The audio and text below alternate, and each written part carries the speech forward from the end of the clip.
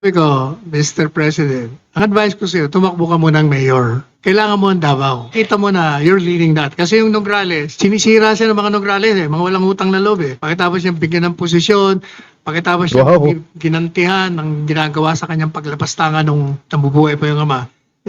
Yun, niyayari siya ng gusto. Ganun pala talaga yung politika sa Pilipinas no? Ka na magsasalita, basta may utang na loob ka sa akin, pag-aari na kita Ganun pala yun, no? Politika sa Pilipinas. Doon ba dapat gumraduate na tayo sa ganun? For example, etong mga DDS, sinasabi nila, utang na loob ni PBBM na naging presidente siya dahil sa mga Duterte. O kung walang Duterte, walang Marcos. Paano kapag sabihin natin mga admin supporter na kung walang Marcos, walang Duterte?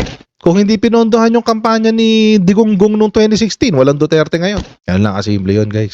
Walang katapusang bayaran niya ng utang na loob. Kaya wag na kayo mag-umpisa ng singilan ng utang na loob. Kasi sa ending, ang mapapahiya kayo mga DDS.